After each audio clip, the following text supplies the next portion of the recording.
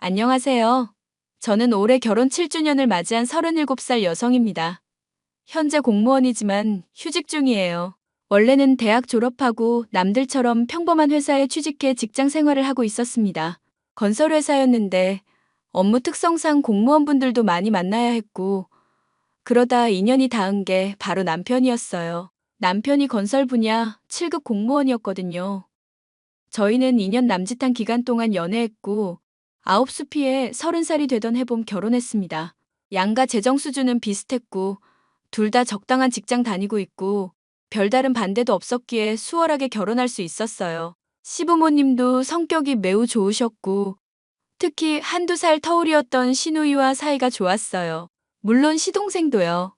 연애 시절부터 만나와서 그런지 결혼하고 나서는 더 친숙했고, 시집살이나 시짜질 같은 거 안 겪었습니다. 그러다 유별난 사람이 하나 생겼는데요. 바로 손아래 동서이자 시동생의 와이프였죠. 겉으로 보면 세상 참하고 단아하고 수줍음 많을 것 같은데 정말 여우 중에서도 상여우였습니다. 오늘 여러분께 말씀드릴 이야기도 그 여우 같은 동서 이야기예요. 그럼 잘 들어주세요. 엄마, 형수님, 저희 왔어요. 조금 늦었죠? 어머나 도련님, 얼마나 기다리고 있었는데요. 내가 다 떨리더라.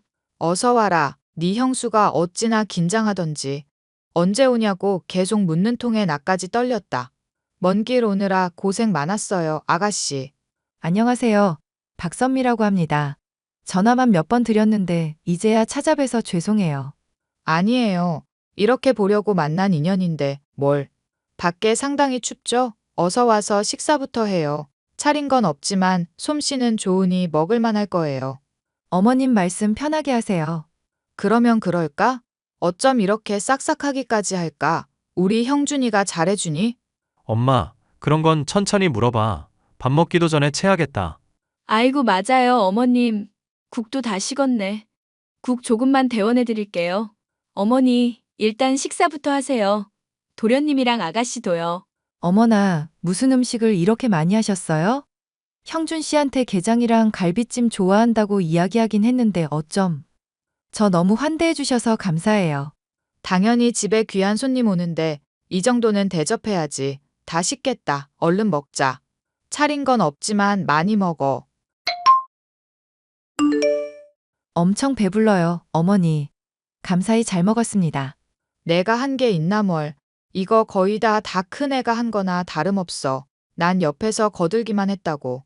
그나저나 둘이 언제부터 만난 거야? 그러게, 너 원래 연애에 관심 없다며. 예전에 소개시켜준다니까 난리를 쳤는데 언제 재수 씨 만났냐? 만날 인연이니까 만난 거겠지 뭐. 상훈이 알지? 내 고등학교 동창. 걔가 소개시켜줬어. 진짜 정장이라도 한 벌 해줘야 하는 거 아니야? 상훈이 요즘은 뭐하고 산대? 그냥 사업하면서 알아서 잘 살지. 집안이 워낙 빵빵하잖아. 그나저나 엄마, 상견례는 언제쯤 하실래요? 나는 아무 때나 상관없다. 일하는 너희들 일정에 맞춰야지. 기왕이면 주말이 낫지 않니? 아무래도 다들 직장 생활을 하니 주말이 나을 것 같아요. 그럼 부모님께 주말로 이야기해보고 일정 조율해서 말씀드릴게요. 그나저나 상견례 자리엔 누가 와? 너희 아버지랑 너희 형 내외랑 같이 가야지. 성인은 어차피 미국에 있어서 못 오고. 그 정도면 될 것 같구나. 그러면 정해지면 알려줘. 네 형수랑 시간 맞춰야 하니까. 알겠어. 엄마 상견례 전에 필요한 거 없어요? 제가 여쭤보고 백화점이라도 모시고 갈게요. 도련님 걱정하지 마세요. 잘 부탁드려요, 형수님. 이 사람 성격도 좋아지고 보기보단 활발해서 형수님이랑 잘 어울릴 거예요. 사이좋게 잘 지냈으면 좋겠네요. 네, 그것도 걱정하지 마요.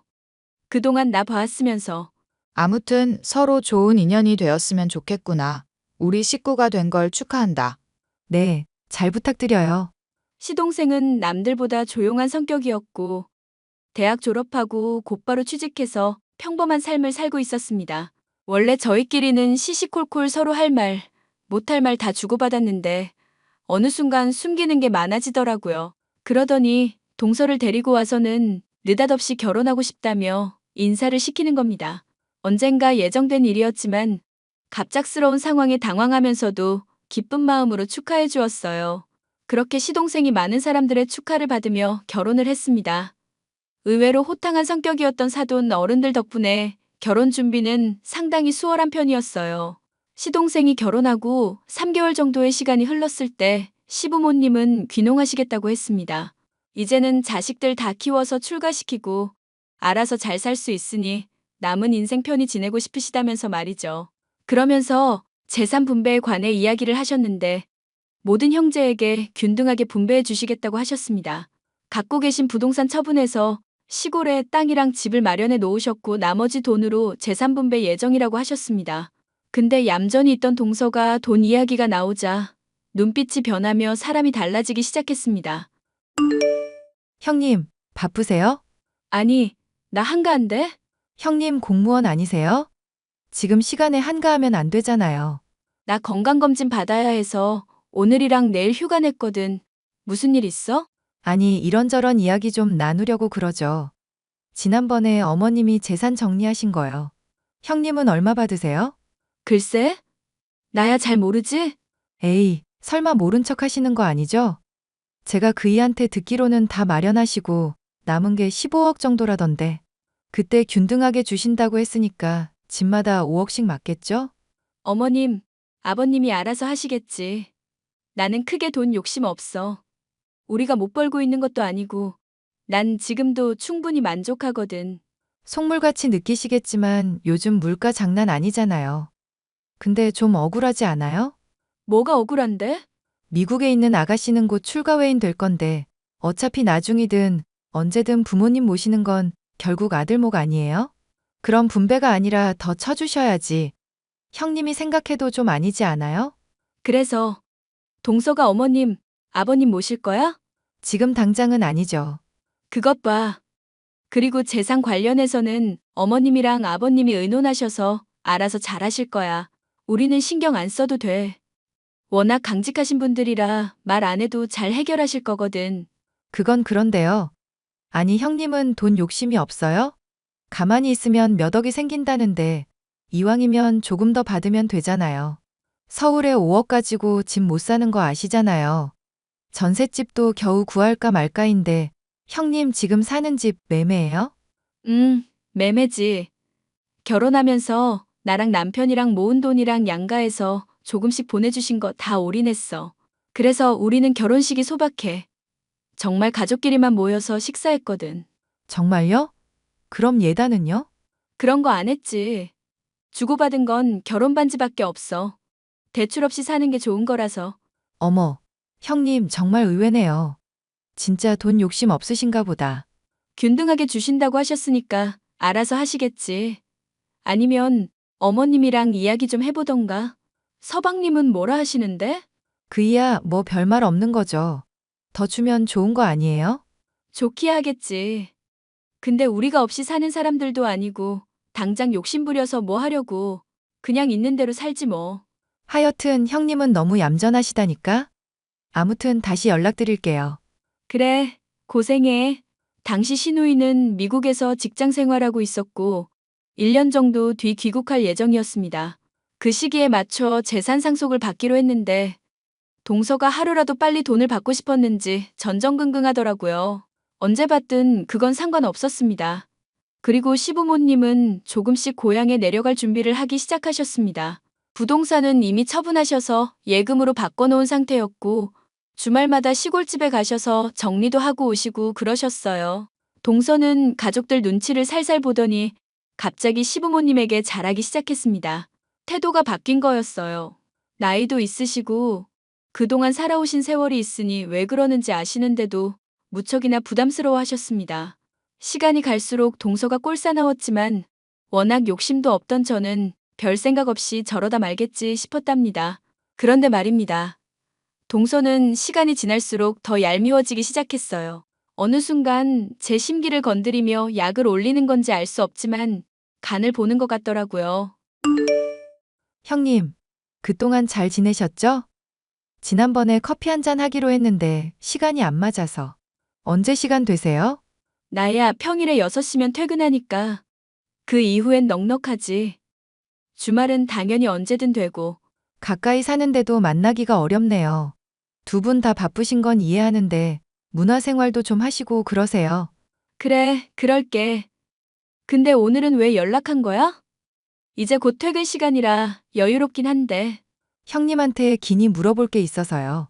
뭔데 그래? 아니, 형님 결혼한 지 10년 가까이라면서 왜 아직도 아이가 없으신 거예요? 그게 궁금했었어? 우리 부부한테 왜 아이가 안 생기는지? 네, 당연히 궁금하죠. 혹시 딩크족 이런 건 아니죠? 당연히 아니지. 그냥 우리 부부가 좀 더 일하고 싶고 겸사겸사 이대로가 좋아서 유지하고 있는 거야. 뭐 아기가 생기면 좋긴 하겠지만 그게 우리 뜻대로 되는 건 아니더라고. 형님, 그럼 혹시 제가 먼저 아이 가져도 되는 거죠? 그걸 왜 나한테 물어? 왜긴요. 먼저 물어봐야죠. 언제까지 기다릴 순 없잖아요. 솔직히 물어보는 것도 웃기는데 예의 차리는 거예요. 이해가 안 가서 그러는데? 동선에 아이 갖는 걸 왜 우리한테 물어보고 결정하는 건데? 무슨 뜻으로 물어보는 거야? 예전부터 느끼는 거지만 동서. 그냥 하고 싶은 말 있으면 해. 그렇게 돌려 말하지 말고. 솔직하게 말할게요, 그럼. 형님은 돈 욕심 없다는 거 잘 알겠고, 아가씨는 미국에서 공부하고 오면 회사 생활하고 결혼까지는 멀었을 테고, 그럼 모시든 안 모시든 비중 있는 사람한테 재산이 더 가야 하는 거 아니에요? 이렇게라도 해야 제가 더 관심 받을 것 같아서요. 아이 먼저 가져도 되냐는 거 물어본 것도 저희 자녀 계획 세우려고 혹시나 해서 물어본 거예요. 시기가 비슷하면 안 되니까요. 참. 어이가 없다. 동서 알아서 해. 난 상관없어. 재산 안 주신다고 하면 안 받아도 그만이야. 사람 마음이 중요한 거지. 그깟 돈이 중요한가? 그 말 진심이죠? 나중에 질투하시면 안 돼요? 그래. 알았다니까? 쓸데없는 말할 거면 연락하지 마. 정말 괘씸했어요. 대놓고 재산 탐내는 것도 그렇고 속물 같아 역겹기까지 했습니다. 솔직히 과시하는 건 아니지만 지금까지 부족한 거 모르고 자라와서 그런지 돈에 대한 욕심이 진짜 없었어요. 물론 돈 많으면 할 수 있는 것도 많아지고 좋겠죠. 근데 그게 다잖아요. 아무튼 남편에게 동서 이야기를 하며 대수롭지 않게 생각하기로 했습니다. 괜히 생각하면 스트레스 받아서요. 그런데 말입니다. 정말 기가 막히게도 2달 정도 시간이 흘렀는데 동서가 임신 소식을 전해왔어요. 무려 쌍둥이였습니다. 결혼한 지 오래된 저희 부부에게도 아이가 없어 손주를 기다렸던 시부모님껜 더할 나위 없는 기쁜 소식이었죠. 그래서 온갖 관심이 동서한테 쏠렸습니다. 당연히 동서는 기세가 등등해질 수밖에 없었죠. 모든 가족이 용돈도 주고 다 같이 축하해 주었습니다. 그런데요, 저는 한순간에 기분이 상해버리고 말았어요. 바로 동서가 임신을 빌미로 이때다 싶었는지 저에게 뒷수발을 요구하며 저를 업신여기기 시작했거든요. 형님, 안 바쁘시죠? 그냥 똑같지 뭐. 오늘은 또 무슨 이야기를 하려고? 시답지 않은 이야기 할 거면 하지 마. 에이, 왜 그래요? 제가 무슨 말을 할 줄 알고. 그래, 무슨 말 하는지 드러나 보자. 아니, 형님, 저는 임신했잖아요. 그래서 그런데 10달만 울지 파출부로 일해줘요. 형님 임신하면 내가 해드릴게요. 뭐? 지금 뭐라고 했어? 동서 제정신이야? 나한테 파출부로 일해달라고? 네. 형님 어차피 앉아서 일하시는 거잖아요. 컴퓨터만 두드리면서 힘든 일 하는 것도 아닌데 저 임신해서 무리하면 안 되니까 같은 여자끼리 사정 좀 봐줍시다. 동서, 그래도 말은 가려 해야지. 윗사람한테 그게 부탁하는 태도야?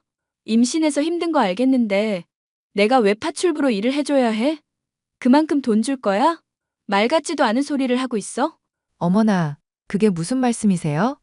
당연히 임신한 동서 수발 정도는 들어주셔야죠. 식구도 느는 마당에. 아참, 쌍둥이인 건 아시죠? 아주 잘 알지. 근데 나 파출부 일은 거절할게. 내가 그럴 이유가 없잖아. 형님, 진짜 정없는 사람이었네. 이 정도도 못 해줘요? 내가 왜 도와줘? 물론 우리 집안에 새로운 가족이 태어나는 건 감사하고 고마울 일인데 동서가 그따위로 행동하는데 내가 해줄 필요가 있을까? 그게 무슨 말이에요? 임산부 앞에서 막말하는 건가? 막말? 진짜 막말이 뭔지 들려줘? 동서 버릇없다고 생각했는데 이제 보니 싹수도 없네? 그래, 임신 축하해. 지금 많이 즐겨둬. 10달 뒤에 네 인생 지옥으로 바꿔줄게. 내가 안 해도 지옥일 거지만. 뭐 어쩔 건데? 지금 태교해도 모자라는데 저한테 악담하시는 거예요? 악담 아닌데? 아이 태어나고 동서가 온전히 지금처럼 즐기며 살 수 있을 것 같아? 그건 알아서 판단하고 나중에 보자고. 동서는 제가 했던 말이 헛소린 줄 아는지 입덧이 심하니 음식을 해달라 그러질 않나. 시간 나면 집에 와서 빨래라도 해달라며 온갖 갑질이랑 갑질을 하더라고요. 저는 아무런 내색하지 않고 해줄 수 있는 건 해줬어요. 때를 기다리다가 한 방 먹이려고 말입니다. 솔직히 임신한 사람 데리고 왈가왈부해봤자 저만 나쁜 사람 되는 건 시간 문제라 동서가 출산하기만을 기다렸어요. 물론 아무런 제지를 하지 못하니 답답한 마음도 있었습니다. 그럴 땐 남편한테 속마음을 털어놓았습니다. 제가 무슨 뜻으로 이야기하는지 이해하던 남편은 그저 제 손을 묵묵히 잡아줄 뿐이었죠. 동서 정말 얄미워 죽겠어. 어쩜 사람이 그렇게 변할 수 있지? 왜? 재수 씨가 또 뭐라 그랬어? 아니, 아무리 생각해도 재수 없어서. 임신한 게 뭐 그리 자랑이라고. 날 어찌나 들들 볶아대는지 짜증나. 그래도 얼마 안 남았잖아. 참는 게 이기는 거니 조금만 버티자. 자기한테 미안한 말이지만 임신한 사람한테 꾸중해봤자 좋을 거 없어. 내가 꼭 되갚아줄게. 어휴, 진짜 내가 전생에 무슨 죄를 지었다고. 아니, 동서 생각이 없는 것 같아. 내가 아이 안 가지는 게 진짜 흠인가? 그게 무슨 소리야. 우리 둘만 좋으면 상관없어. 둘 다 상의해서 안 낳는 건데 그런 말에 괜히 주눅 들지 마. 우리 아직 젊어. 우리가 일부러 안 가진 거지 흠이 있어서 못 가진 게 아니잖아. 아무래도 안 되겠다. 내가 형준이한테 한마디 해야겠어. 서방님한테? 괜히 그러다가 싸움 나면 어쩌려고. 싸움 나면 어때? 누가 먼저 사람 성질 건드렸는데 당신이 이런 말 할 정도면 얼마나 심하게 이야기했다는 거야? 그 새끼는 자기 마누라 관리도 안 하는 건가? 너무 흥분했다. 일단 흥분 좀 가라앉히자. 내가 알아서 잘 말할 테니까 당신은 아무 걱정하지 말고 있어. 야, 유영준. 너 지금 바쁘냐? 형이 무슨 일이야? 난 이제 퇴근하고 집 가는 중이야. 갑자기 왜 연락했어? 내가 너한테 할 말이 있으니까 연락했지. 너희 마누라 관리 좀 잘해라. 서로 얼굴 붉히는 일 만들지 말자고. 다짜고짜 무슨 말이야? 선미가 무슨 짓이라도 했어? 너 정말 몰라서 하는 소리야? 재수 씨가 내 형수한테 아이도 없다면서 막말하는 건 기본이고 임신했다고 들들 볶으면서 이거 해달라 저거 해달라 얼마나 요구하는 게 많은 줄 알아? 아이 가졌으니까 배려해서 해주는 거지 그걸 당연하게 여기고 무슨 파출부 부리는 것처럼 돼? 네 형수가 그런 취급받아야 할 사람이냐? 입이 있으면 말을 해. 그래서 뭐 어쩌라고? 형수님이 싫으면 안 하면 그만인 걸 왜 나한테 와서 난리야? 야, 말 조심해. 형수가 착해서 그렇지 내 성격이었으면 들이받았어. 들이받으라고 해 그럼. 자기가 해줘놓고 왜 투정이야? 투정이라고 그랬어? 말이 나와서 하는 말인데 재수 씨 윗사람한테 예의 차리는 법 좀 배우라고 해. 할 말 못할 말 가려 해야 하는 거 아니냐? 기본 예의도 없어? 그래서 애 가진 사람한테 쌍욕이라도 하리? 뭐라 할 건데? 솔직히 까놓고 말해보자. 형 재산 못 받을까봐 견제하는 거야? 선미가 그러더라? 형이랑 형수 장난 아니라고. 그렇게 돈이 탐났어? 그러면서 티 안 내느라 아주 죽을 맛이었겠다. 나는 너희들처럼 돈 보고 생명 다루는 짓은 절대 안 해. 형이야말로 아닌 척하지 마. 선미한테 허튼 소리 하면 가만 안 둘 거야. 아무리 형이라도 가만 안 둔다고. 알겠어? 너 말 다 했지? 그래. 오늘부로 너랑 나는 끝이다. 서로 보지 말자. 알겠냐? 결국 남편과 시동생은 크게 한바탕 했습니다. 그렇게 몇 개월의 시간이 흐르고 동서가 출산했어요. 남편과 시동생 사이가 살얼음판 같으니 눈치를 봤는지 더 이상 연락은 안 하더라고요. 하지만 그도 얼마 가지 않았습니다. 잊을만 할 때쯤 동서에게 연락이 왔거든요. 형님, 지난주에 휴직 신청하셨다면서요? 그랬지. 출산하느라 고생 많았어. 집에 와 있는 거지? 요즘 코로나가 기승이라서 못 가고 있네. 형님 부탁드릴 게 있거든요. 뭔데? 뭐 필요한 거 있어? 아니, 그동안 아무 연락도 없었잖아요. 마침 산후 도우미 서비스 끝나서 그런데 혼자 아이 보기 힘들거든요. 미역국도 계속 먹어야 하는데 형님이 휴직도 했으니 일주일에 한 번씩 와서 미역국 좀 끓여주라고요. 재료는 제가 다 사놨어요. 완도산 미역 왕창 사놨으니까 요령껏 끓여요. 싫은데? 내가 왜 그래야 하는데? 먹고 싶으면 사 먹어. 요즘 팩 미역국 잘 나오잖아. 그거랑 직접 한 거랑 같아요? 형님, 그렇게 안 봤는데 너무 하시네요.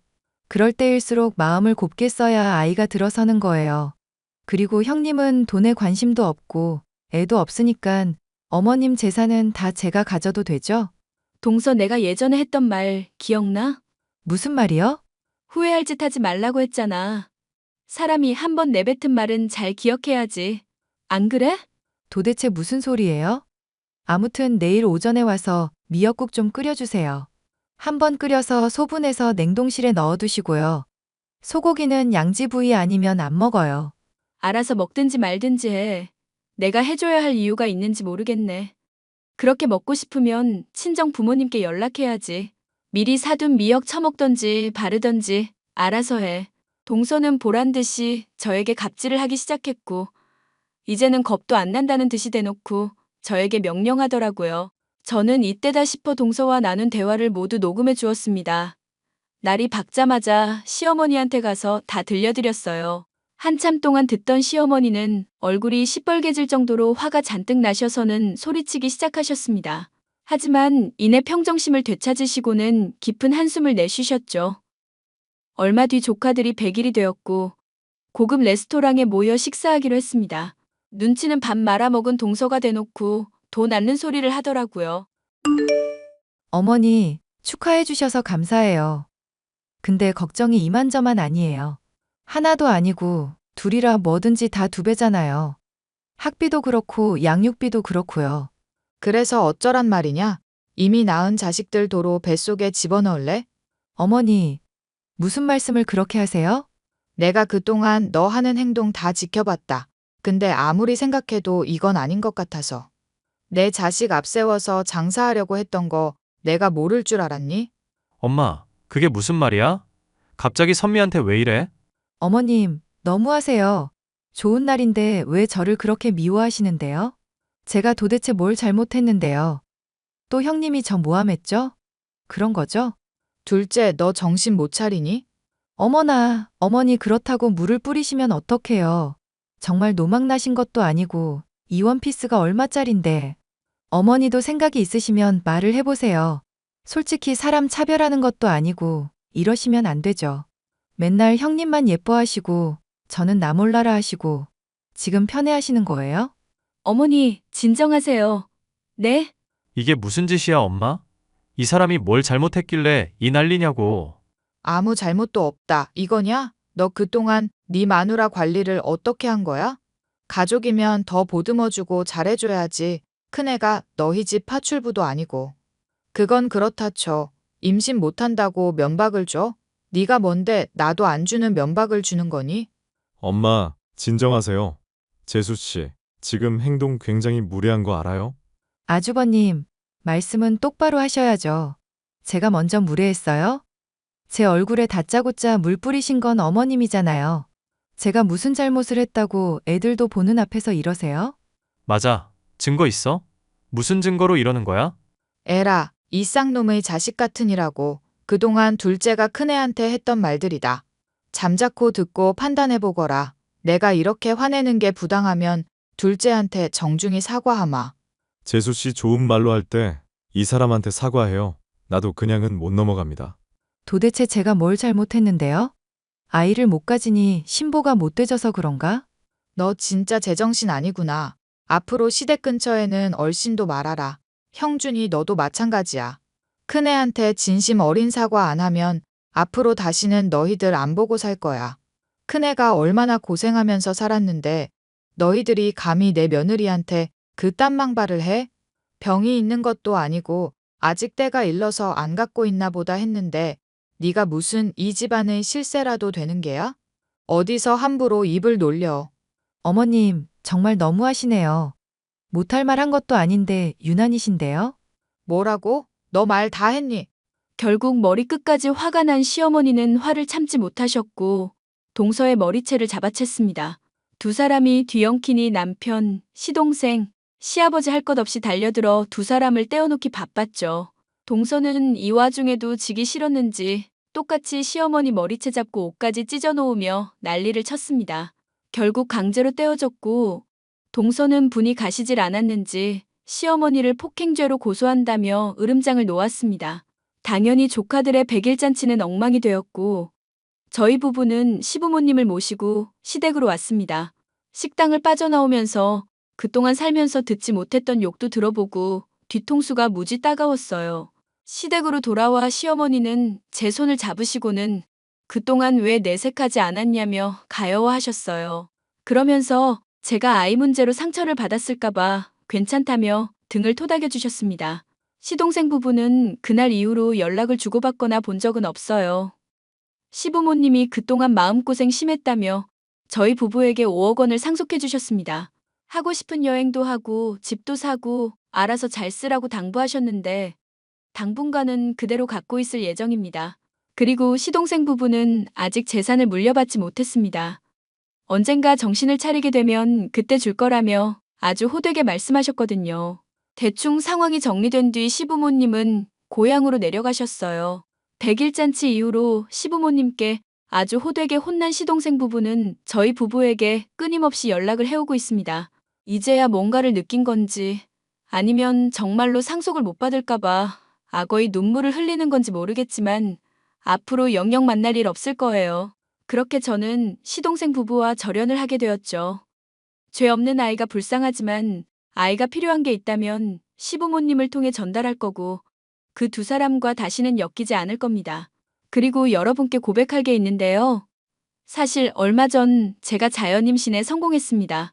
노산인데다 고위험 산모여서 걱정이 이만저만 아니지만 전체적으로 컨디션이 아주 좋아요. 아이도 건강하다고 하고 내년 봄에는 아기를 만날 수 있다니 기대감이 상당합니다. 여러분, 제 사연 어떠셨나요?